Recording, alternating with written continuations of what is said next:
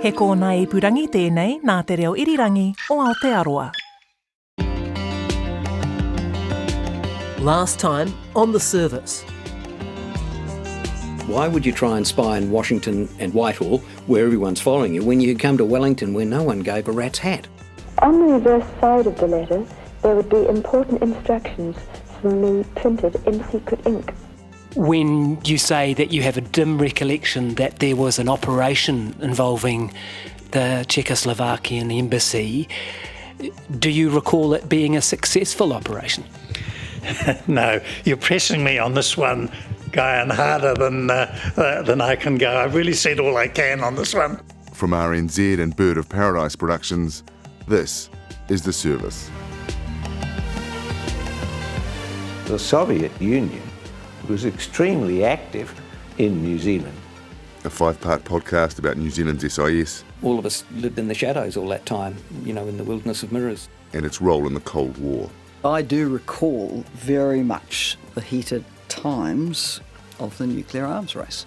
I'm John Daniel. And I'm Guy Espinel.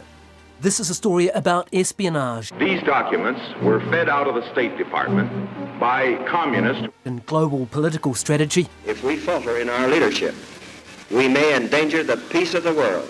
Across those decades when the West lined up against the Warsaw Pact countries. It's also a story about individual lives. I was sent out with this hideous plastic handbag you wouldn't have ever chosen for yourself, with a camera in it. Secrets. He was just the last person to be a traitor. And trust. He bumped round in the boot of a car, sweating terribly, and so long he finally concluded he must have been betrayed. And the echoes from it still resonate right up to the present day.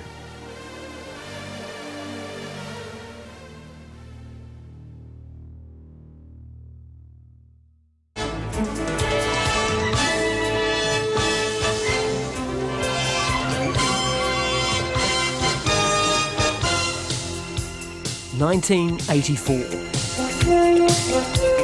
The biggest TV shows were Dynasty, Dallas and The Cosby Show.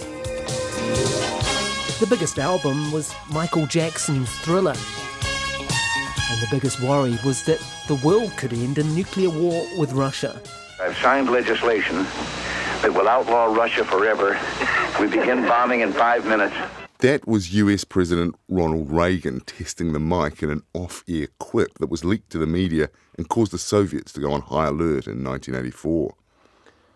It was an off-colour joke, but his actual speeches could be just as alarming. Here he is in 1983. Let us be aware that while they preach the supremacy of the state, declare its omnipotence over individual man, and predict its eventual domination of all peoples on the earth, they are the focus of evil in the modern world. And amidst the rhetoric, a war game nearly started World War III. It was a military exercise named Able Archer. Oblivious to the world outside, in November that year, high-ranking NATO officers descended into a nuclear vault in Belgium. They had come from across Europe and North America to take part in an annual communications exercise called Able Archer. This is from a 2008 Channel 4 documentary called Brink of Apocalypse. The US simulated a move to DEFCON 1 and airlifted nearly 20,000 troops to Europe. The Russians, worried that the drill was cover for the real thing, prepared their arsenal. Unseen by watching American satellites, over 300 intercontinental ballistic missiles prepared for a massive retaliatory strike. Every event of 1983 had led up to this moment. And then, quite suddenly, the exercise ended.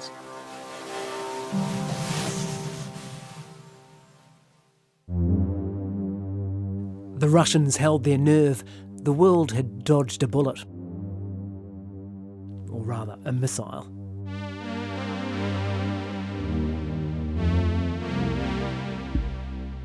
If you think back to the 80s, there was a real prospect people felt that there might be nuclear war. That's former Labour Prime Minister Helen Clark. There were crazy books coming out during the the Reagan era in the US by people who believed that with enough shovels you could dig enough nuclear shelters to preserve yourself if the worst happened and the bomb went off. So that was the context. There was a heightened sense of risk as that doomsday clock moved closer to midnight. In 1984, David Longie's Labour government was given a mandate to go nuclear-free. Rejecting nuclear weapons is to assert what is human over the evil nature of the weapon. It is to restore to humanity the power of decision. This is part of Longie's famous speech at the Oxford Union debate in 1985. New Zealand banned nuclear-armed and powered ships from its ports, leading to a major row with the US. In 1986, America suspended its obligations to New Zealand under the ANZUS Security Treaty. According to the Americans, we were now friends rather than allies. Nuclear weapons are morally indefensible, and I support that proposition. It's a defining moment in New Zealand history, isn't it? It is, and it puts New Zealand right at the heart of world affairs. Helen Clark sees it as the beginning of an independent foreign policy. And from this distance, nearly 30 years or so after the end of the Cold War, it's become so established as a part of New Zealand's national identity, it's almost like the air we breathe. But it meant an awful lot, too, to the big powers at the time. Yeah, America was furious about what they saw as a betrayal. And according to a KGB defector, Moscow was jubilant about Labour's election. With the nuclear-free policy, they thought, here is a chance to weaken the Five Eyes. Which goes some way to explaining why the KGB was so interested in New Zealand at the time. Yeah, and that threat of nuclear war explains why those Warsaw Pact codes could have been such a prize. They can help you understand what the other lot are thinking. High stakes all round. At the time I was involved in this, the Soviet Union in its dying days was extremely active in New Zealand and trying to penetrate our systems. David Longie's deputy, Geoffrey Palmer, had to deal with the fallout. There was something of a blitz of it, as far as I could see, and we had a lot of problems with that. And what were they up to? I mean, they were funding parties or funding the... Well, they were doing all sorts of things, and they were trying to get hold of people who were sometimes members of the government, sometimes supporters of it, sometimes influential people in other areas, and they had a sort of full court press going, as far as I could see. My memory of it is fairly distinct, but it's very limited in the sense that most of this doesn't get to the minister. It's just the warrants that do. Would it be fair to say that many of the warrants were to do with signing off interception warrants regarding Russian activity in New Zealand at that point? Yes, it would be. That's my memory of it. I have to be very careful here, you know. I can't breach confidential information.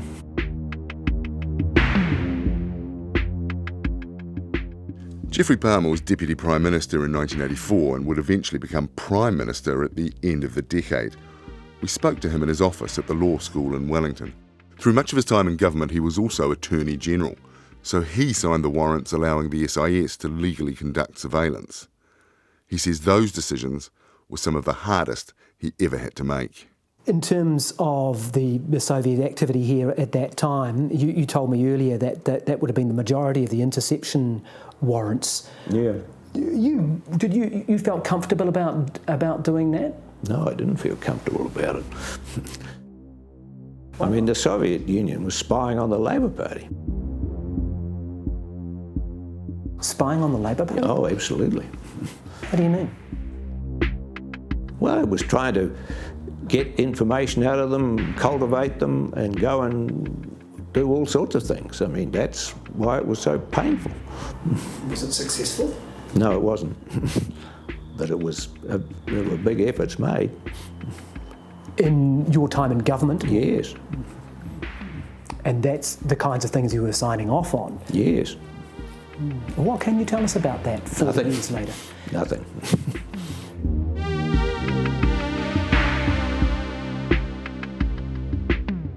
Bang! That brick wall of secrecy again. Even from someone who thinks the wall should be torn down. The warrants that you signed off against Russian operatives in New Zealand, is it fair for those sorts of things to remain secret now? Is there a need to? I wouldn't have thought so. That's why I think the protective security requirements should be revised so that they actually follow what they say about declassification. The record should become available to historians and others after a lapse of time. I mean, otherwise, how are we going to know what we were doing and why? Sir Geoffrey, we share your frustration. There is a long list of people refusing to talk to us. The SIS had indicated that the Director General, Rebecca Kitteridge, she's the number one, would be interviewed, but then they pulled out after months of negotiations.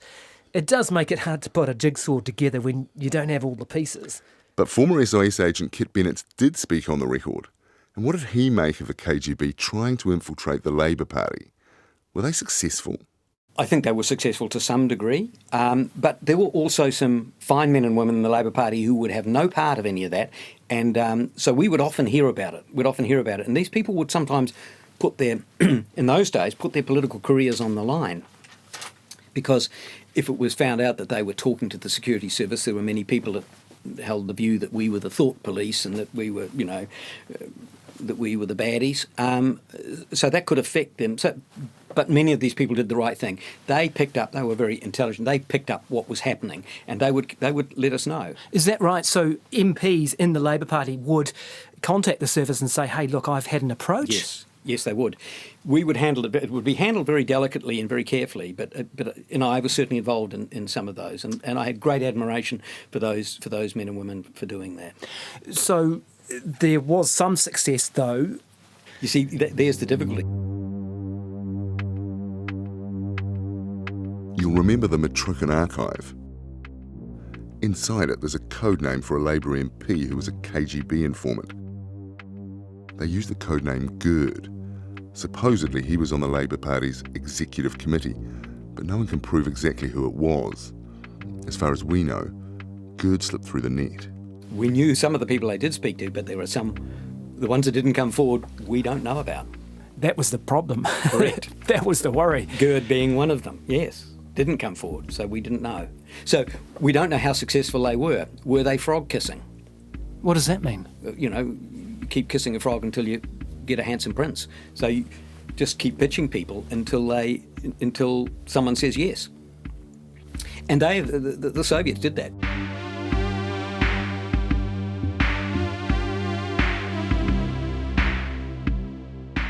For an insider's take on what the Russians were doing and why, we spoke to former Soviet diplomat Ruben Azizian. New Zealand was seen by Soviet Union as a country that was robust enough to stand up against, look at the 80s anti-nuke. That was, maybe there was an overreaction in the Soviet Union, but that was seen as, look, New Zealand is, falling out of the Western orbit. So we need to nurture countries like that. Ruben Azizian is now the director of the Centre for Defence and Security Studies at Massey University. He was the deputy Russian ambassador from 1991, but he first came to New Zealand in 1989 as an official in the Soviet Foreign Ministry. As the 80s drew to a close, the Russians were wrestling with the failing dream of a communist utopia. Azizian was sent to represent the Soviets at an Otago Foreign Policy Conference, comparing the economic reforms of Mikhail Gorbachev and the free market policies in New Zealand called Rogernomics.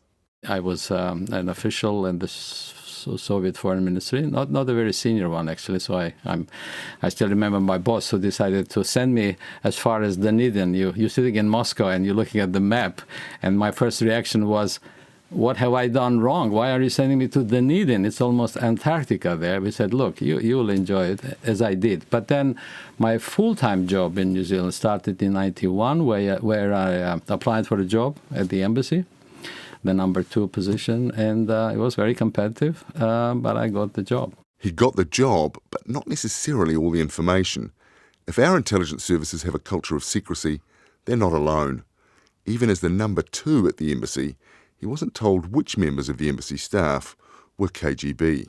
No one ever, even at the deputy ambassador level, told me who works for each agency. And if you were to blow the cover, if you figured out who was who and told someone, you know, this guy is a KGB or something else, you'll be tried for treason. Why had they been interested in New Zealand, do you think, the KGB?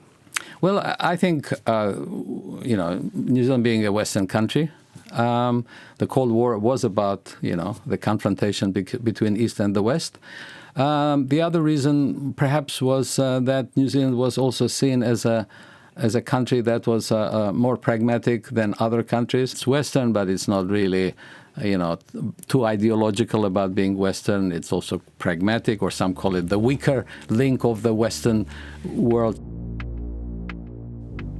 The weaker link of the Western world. That's another way of viewing an independent foreign policy. But was all this activity just opportunism? Or was there a greater Soviet strategy at work? Either way, you can see why the Russians might have got their hopes up. When New Zealand went nuclear-free, America started to freeze us out of ANZUS, and questions were asked about our place in Five Eyes. US President Ronald Reagan was not happy. We consider that close and comprehensive interaction among ANZUS members on political, economic, and defense matters is central to the continued effectiveness of the ANZUS alliance. We deeply regret the decision by the New Zealand government to deny port access to our ships. We consider New Zealand a friend. It's our deepest hope that New Zealand will restore the traditional cooperation that has existed between our two countries. The Russians saw the squabble as an opportunity. I don't think they could quite believe their luck. This was for them one of those foreign policy gifts that drop into your basket from time to time, unsought and unexpected. Here's Gerald Hensley, who we met in the previous episode. He was head of the Prime Minister's Department and then oversaw the New Zealand intelligence community in the mid-1980s. The Russians were not, I think, all that concerned with New Zealand as such. But they were concerned. Their main aim in the Pacific was to detach Japan from the American alliance. And although New Zealand wouldn't make all that much difference, if New Zealand detached itself from the American alliance, they thought this might be a welcome first step. It might bring the Australians down next, and before they knew where they were, they'd find that the Pacific had rearranged itself to their advantage. If that sounds familiar, it's because it's an echo of US President Dwight Eisenhower's domino theory from the 1950s. You have a row of dominoes set up and you knock over the first one, and what will happen to the last one is certainly that it'll go over very quickly. In the 1980s, the Soviets were hoping pragmatic New Zealand might be that first domino. It was to a large extent, I think, dreaming. But then who would have thought that the quarrel would have turned up in the first place? So they certainly weighed in. Earlier we mentioned a former KGB colonel who said Moscow was jubilant about Longy's nuclear-free Labour Party winning that 1984 election and the cracks that opened up in the Western Alliance. His name was Oleg Gordievsky. He was probably the biggest defector of the Cold War and the most important source of intelligence for the West.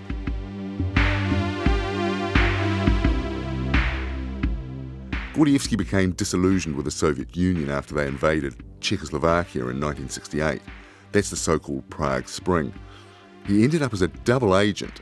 The Russians thought he was working for them as a KGB officer at the Russian embassy in London. But in fact, he was working for Britain's MI6. And remember the international drama over the Able Archer war game we talked about at the start of this episode? Well, Gordievsky was a central player in that story.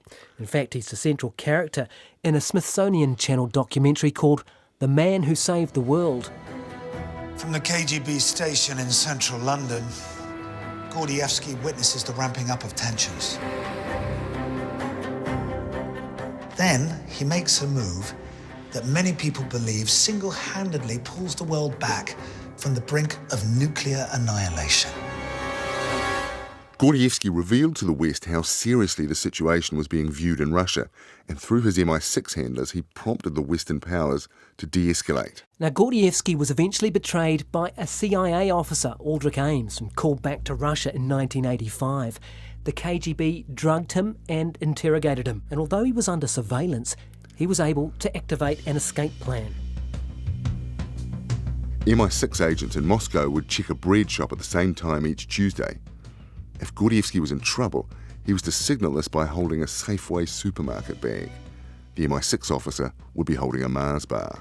Now, incredibly, he was able to slip surveillance and make it to the designated spot. MI6 picked him up and spirited him into Finland in the boot of a car. The one, to me, most vivid moment of the escape, which I got from Oleg. This is Gerald Hensley again. He said that he bumped round in the boot of a car, sweating terribly and turning. And so long, he finally concluded he must have been betrayed. But then suddenly the car stopped, and the boot in which he was in opened. The sunlight streamed in, and he said, "I heard the most beautiful sound in my life." It was his British handler, a woman in her 50s, saying in her cut-glass county accent, "Oh, Oleg, how lovely to see you."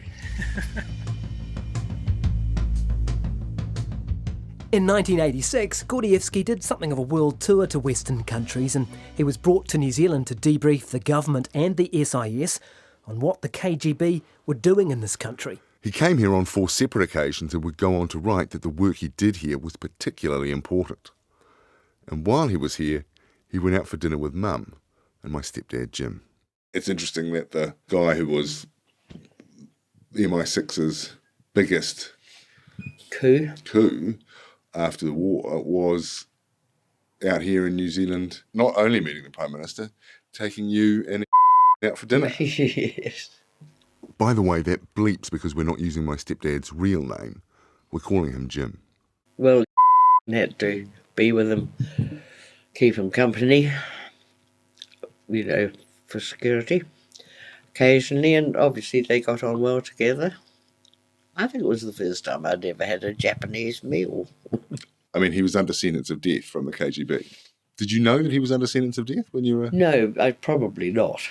It's kind of fascinating that MI6 have this, the jewel in the crown of their counter-espionage, campaign is allowed out to dinner with you in Wellington, apparently unsupervised, while under sentence of death. Who knows? Maybe there were people, I don't know. There could have been 2 or 3 posted at the restaurant to keep an eye on things. I would not know.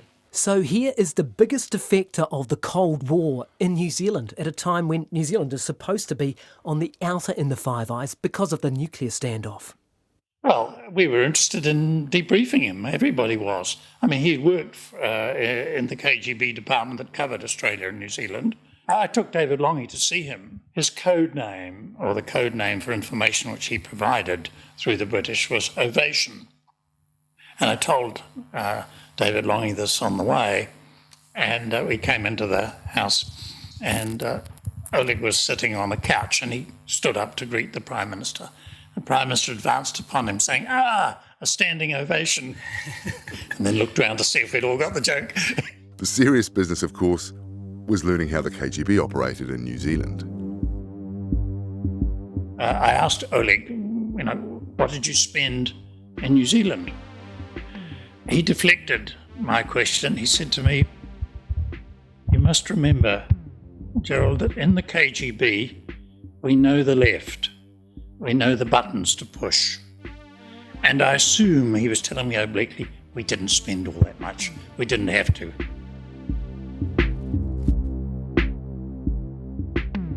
So let's just take a look back at this because there's quite a lot to take in. Geoffrey Palmer says there's a full court press from the Soviets in New Zealand to the point where he's pretty uncomfortable about some of the surveillance he has to sign off on as far as his own party is concerned. Kit Bennett confirms that MPs are being approached by the KGB, and Ruben Azizian tells us we're the weak link of the West in the eyes of the Soviets. Gerald Hensley suggests that New Zealand was the thin end of the wedge and that Australia and Japan and the wider Pacific are the real targets. Oleg Gordievsky elaborates on the overall strategy in a series of interviews and books over the course of the next decade or so.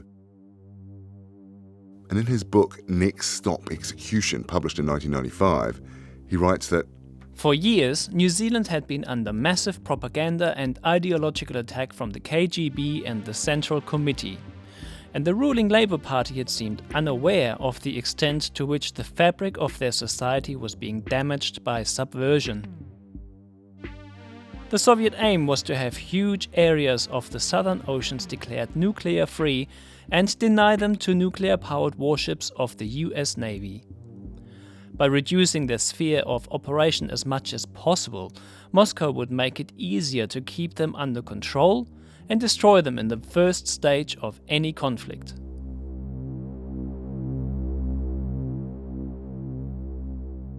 to help achieve that, the Soviets embarked on a campaign of subversion, making what Gordievsky describes as tremendous efforts to penetrate and strengthen the Labour Party and the trade unions. This is what the Soviets called active measures, so political manipulation, disinformation, all aimed at sowing discord in the West and undermining America and its allies.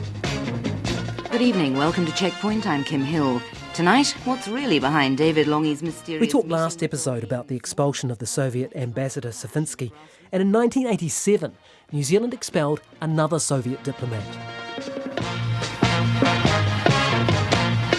Dirty tricks in the Pacific. They're a hot headline topic at the moment and were illustrated in New Zealand last week when Russian embassy staff member and KGB agent Sergei Budnik was expelled.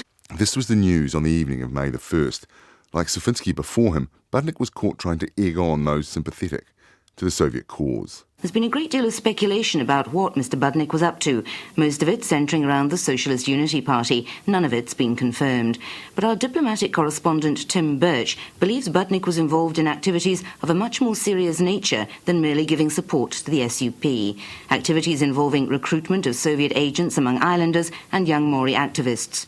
Budnik and his operators have been rather busy among Maori activists in encouraging them to accept funding, the arrangement of visits to Libya, and various activities in connection with the instruction in subversion and weapons training and so on.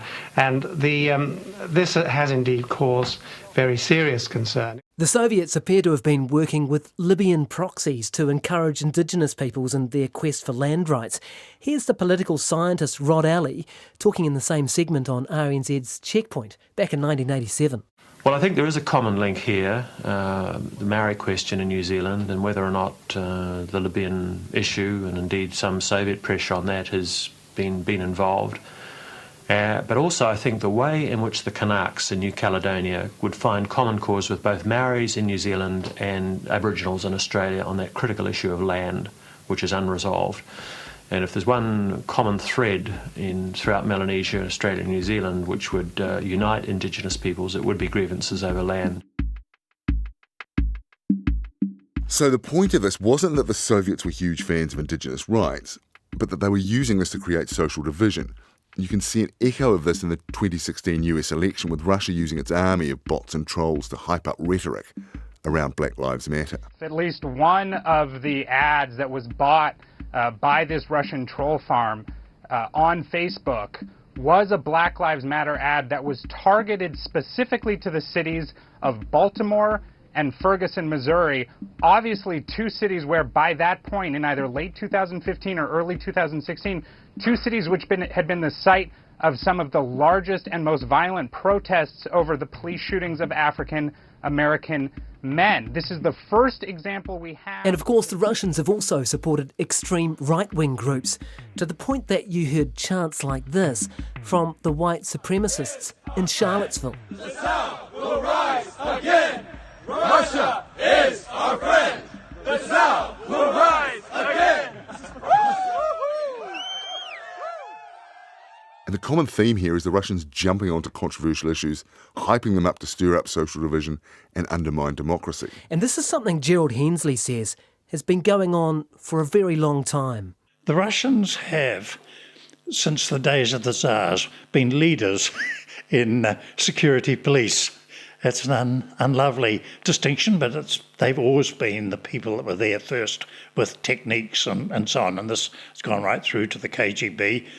Now, under President Putin, yes, they're still innovating. The ideological side of things isn't so useful to them anymore, but the internet is enormously useful, and they, much earlier than anyone else, saw the potential for that and have used internet warfare with considerable skill, as well as more clumsy Russian-type warfare like the Novichok poisonings in Salisbury. But those are sort of the bad old days. They're more sophisticated arrays of information bots and so on pouring out stuff on the internet anonymously, which is plausible. It's a bit like Gordievsky's comment to me, we know the buttons to push. And the Russians still very much do know the buttons to push.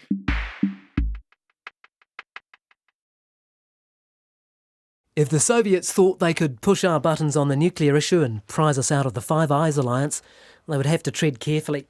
They wanted to encourage New Zealand, nudge it in the direction it was already going rather than undermine it. Well, that's how Ruben Azizian sees it. Remember, he was the deputy Russian ambassador in New Zealand in those dying days of the Soviet Empire. I don't think New Zealand, in my opinion, was a country picked by Soviet Union to be undermined per se, because there was hope in the Soviet minds that New Zealand was the lost case, that New Zealand was a strong enough country and independent in the Soviet definition of independence, that you really don't want to spoil your relations with New Zealand. Ruben Azizian argues that it wasn't just spying.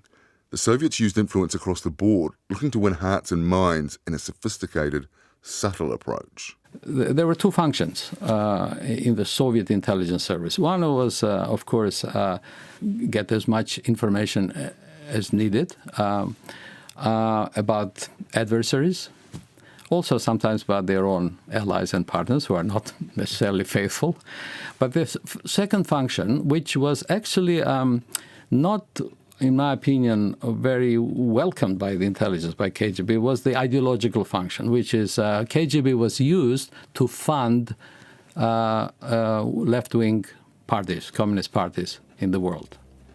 And that included New Zealand, we know that. Yeah, I have no doubts that New Zealand was one of the countries. And there was, of course, the trade unions and all of that. So the Soviets were trying to influence New Zealand politics, but as Helen Clark reminds us, so was America. Geoffrey Palmer also told us that the KGB was trying to infiltrate the Labour Party, that they were spying on the Labour Party. That's directly what he said.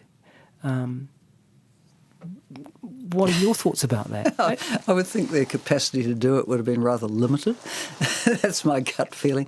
But look, I think often in New Zealand we can be quite naive about great powers and the extent to which they'll go to get information. I recall when I was a young MP, it was quite common to find a particular attaché from the US Embassy hanging around the party nights and so on in the New Zealand Parliament. So I think one of the roles of embassies and those who operate under embassy cover is to cultivate people. And MPs, like others in positions of influence, need to have their eyes wide open about such relationships and about the fact that conversations they have will be reported.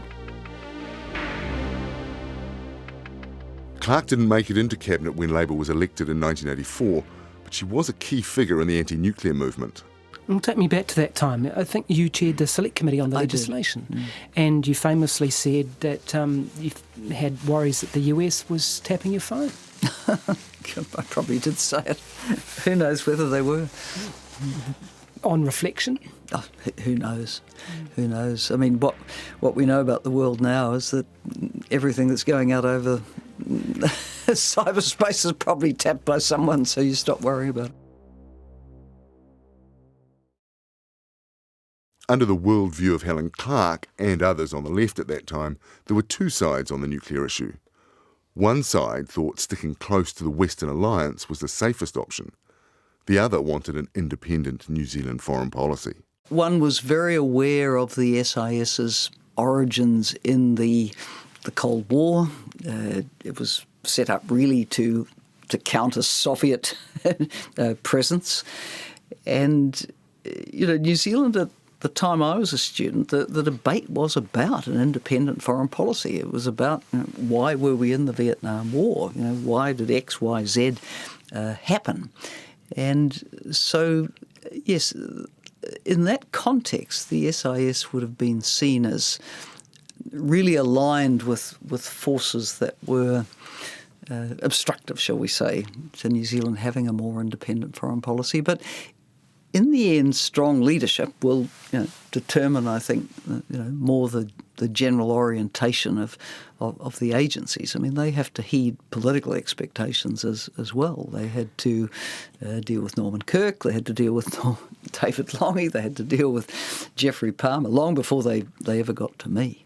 Just unpicking that last statement you made, it's quite striking, really. You seem to be saying that at that point, the service was captured in ways that were obstructive to New Zealand having an independent foreign policy. I think it had an identity of interest with the other Anglophone powers, as it were, and wasn't really questioning. If you think back to when I was a young backbencher and New Zealand had the ANZUS breach, this was seen by the Frank Corners and others of the day as the most disastrous thing that had ever happened in New Zealand foreign policy, because their positioning of New Zealand had it deliberately close to the ear of the elephant, as it were. So who is this Frank Corner that Helen Clark's talking about, who wanted to keep us close to America? Well, Corner was a former ambassador to the US who led a major defence review back in 1986. It argued in favour of the ANZUS treaty, even while New Zealand was going nuclear-free. This was politically awkward for Labour, which was trying to downplay ANZUS to ensure popular support for its anti-nukes policy.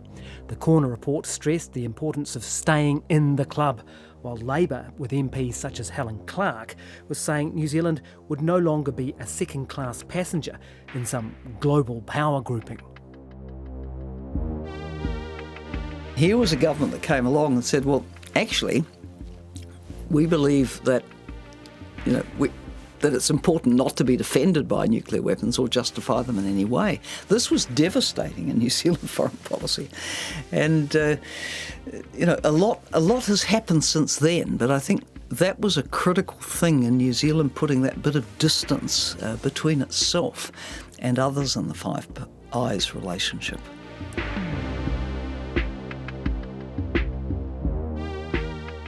Just how much distance there was between us and our Five Eyes partners became clear on July the 10th, 1985. Explosions rang out from the 40-metre ship at about midnight, and the crew scrambled to get off the vessel to safety as she began going under. Rainbow Warrior didn't go to a warrior's death. She sank in her sleep just after midnight, tied up at an Auckland wharf. One crew member was caught below decks, and police recovered his body early this morning. Suspicion mounts that the sinking was an act of sabotage.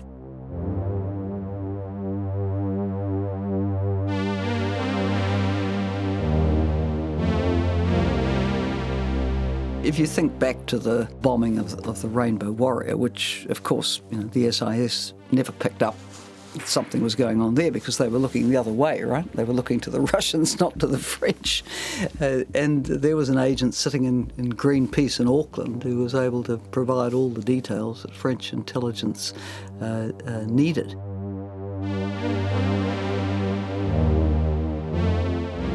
What happened in the Rainbow Warrior in Auckland Harbour when the Rainbow Warrior was bombed by mines set by French frogmen, that actually was an act of war, and wars have been fought over less than that. Obviously, New Zealand's not in a position to declare war on France. That would not be a sensible thing to do. New Zealand's allies were, however, in a position to support New Zealand, but they didn't. Even though it would be another year before America officially suspended its obligations to New Zealand under the ANZUS Treaty, They did not move a muscle, and nor did Margaret Thatcher's Britain. Both refused to condemn the French.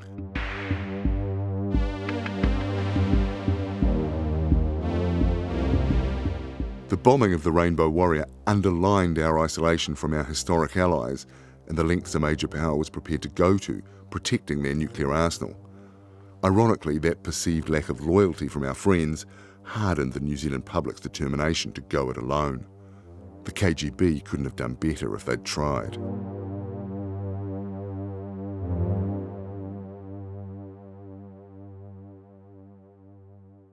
So your stepdad, Jim, he would have been in the SIS at the time of the bombing of the Rainbow Warrior, wouldn't he? Yeah, and he had a tie with a little rainbow on it that he wore occasionally. It was made specially for the team of cops and service members who worked on that case. So what did he do? What was Jim's role in the investigation? Well, he always downplayed it to me, but it turns out he was part of the team that bugged a motel where the French agents were staying, and the SIS was able to tell they weren't the married couple they pretended to be. When they called a Paris number linked to French intelligence, it was clear that they were dealing with the French agents. The SIS copped a lot of criticism for failing to detect the bombing of the Rainbow Warrior. Many felt it was looking in the wrong direction. While it was tracking the movements of the KGB in New Zealand, it was also heavily investigating those in the peace movement. In my last year at school, I joined the youth campaign for nuclear disarmament about a month before the Cuba Missile Crisis, sort of when my parents were on sabbatical in New York, so they would have been targets. This is Richard Northey. From 1984 to 1990 and then again between 1993 and 1996, he was a Labour MP. He spent much of his life campaigning against nuclear weapons and racism. Gradually became the chair of the New Zealand campaign for nuclear disarmament, and so we're involved in a range of petitioning and lobbying and some direct action in the form of supporting vessels to go into the French nuclear testing zone, actions like those, and I became chair of the Citizens Association for Racial Equality, which was campaigning for people to take direct action to stop supporting contacts with South Africa. In 2014, Richard Northey was curious to see whether the SIS ever spied on him, so he requested his SIS file. Now, anyone who thinks they may have come to the interest of the service can do this. It's actually one of the only ways to get information out of the SIS. When I got the file, it had been active until 1997. So in 9 of those years, I was a Member of Parliament, and I don't think that somebody who gets sufficient democratic support to become a Member of Parliament should be subject to surveillance by the intelligence agency. So you were under surveillance while an MP? Yes, that's correct. There was an active file on me while I was an MP.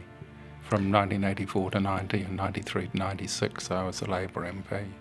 And not only an MP, Northey was chair of the Justice and Law Reform Select Committee, which in Labour's second term in government was reviewing the very law governing the SIS. So while Richard Northey's job was to keep an eye on the SIS, in fact they were watching him. I think it's outrageous. A Member of Parliament, ipso facto, I don't believe can be considered subversive to the government and Parliament of New Zealand when the people have said that they're justified in having that person in Parliament. You were a government MP. Exactly. I was an establishment figure, if you like, at that stage. Not in their eyes? Well, not entirely. Not above suspicion, clearly. I'm pretty sure my phone wasn't tapped or anything like that. There's absolutely no record of anything coming from that source. It's just notes taken at meetings and conversations. But it is surveillance. Oh, yes, yeah. They were looking at where you were going, meetings you were going to. Yeah, that's right. What I was advocating for, actions taken. Which suggests, obviously, that there was an undercover agent who was at those meetings to take those notes. That's right, absolutely, yep.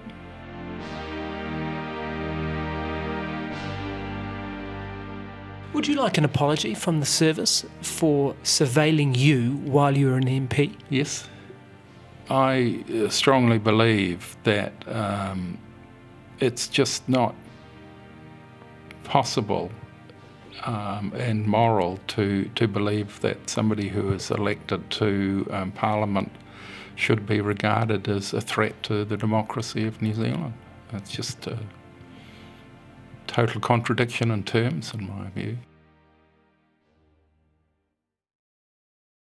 But it's not the only view.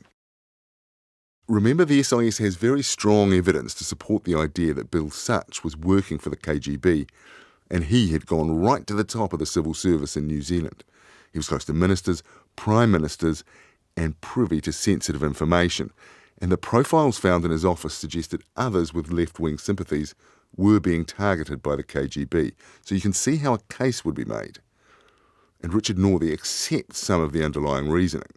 Those of us, particularly in the campaign for nuclear disarmament, anticipate that we'd detract the interests of the SIS, because clearly advocating that that New Zealand withdraw from any participation, military participation in nuclear weapon strategy, which we thought would probably imply the withdrawal from ANZUS,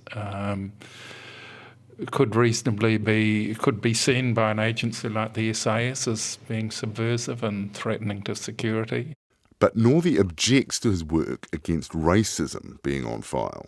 I was concerned that it also reported on my activities in the Citizens Association for Racial Equality, which I can understand that an agency like the police would be concerned about, because we were advocating direct action and sit-ins and the like against visiting South African sporting teams. But I don't believe that being more assertive about racial equality in New Zealand and overseas is a threat to New Zealand's security. So I was concerned when I got the report that that had been a matter of interest to the SIS. And the interest of the SIS went further still. I recall being active in the peace movement, being approached by a chap who was also less active but certainly involved in the peace movement that I knew, asking me to join the Peace Council, which was an active peace movement, but generally considered to be pretty aligned to the Soviet Union. And I declined to join for that reason, even though he was persuasive that it was a good organisation. And it was interesting in the SIS file to discover that approach had been made by a member of the SIS to me. So Richard Northey is approached by, well, he says a member of the SIS. I guess it could have been an informer rather than an agent, but in any case, someone reporting to the SIS to see if he's keen to join this Peace Council. It feels like entrapment, doesn't it? Although being a member of the Peace Council wouldn't have been illegal, so I'm not sure it reaches that far. But it does feel dark. As Richard Northey says, the Peace Council was Soviet-aligned. It was funded heavily from Moscow and more or less controlled by them as far as we can work out. That was obviously widely known in those circles, so I guess the SIS argument would have been, if you're happy to join, then you're fair game. Yeah, so let's try to find a modern parallel. Say there's an SIS informant inside, I don't know, a white supremacist organisation. As part of their cover, they're actively recruiting for that organisation. Now, there needs to be some judgment involved, but I think that's legit. I think you're delighted to have someone that far inside providing you with intelligence. Because, I mean, being responsible for national security, it is a hell of a burden. That's the whole question here, isn't it? What should these intelligence agencies be doing on our behalf? I mean, in a way, we're a long walk from the Czech embassy job, and in another way, we're right there, really. How far should these agencies go?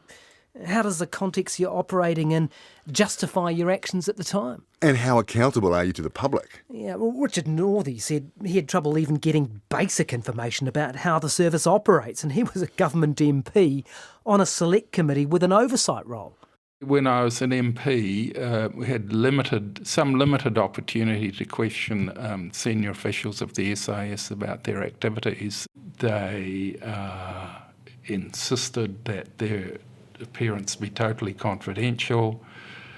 They declined to answer a whole range of questions that MPs put to them because, uncovering them could be a threat to national security, which were mainly about spending, which is a legitimate concern of Parliament. He says the other legitimate concern is the question, whose interests are the SIS serving? I got the clear impression that their allegiance was not so much to New Zealand, but to something they called the West, which is basically the English-speaking democratic white nations. And surely I think it was perfectly reasonable that for a country with New Zealand's diversity and location and history of progressive innovation, our interests would not always align with the West.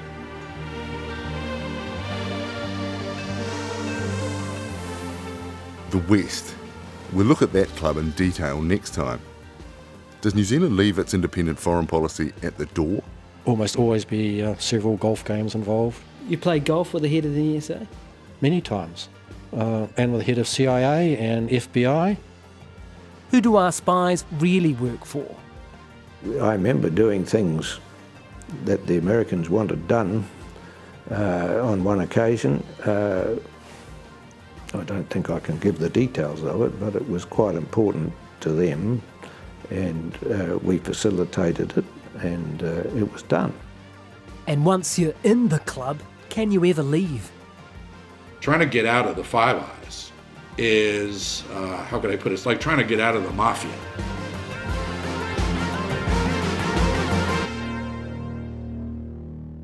That's next time on The Service. The Service is made by RNZ and Bird of Paradise Productions with support from New Zealand On Air. It's hosted and produced by Guy Espiner and me, John Daniel, with additional reporting by Robert Breston. Our sound engineers are Adrian Hollai and Rangi Pauak. Our producer is William Ray. Thanks to Ngā Taonga for the archival audio and to Anthony Tonnen for the original music throughout the series. The executive producers for RNZ are Tim Watkin and Veronica Schmidt.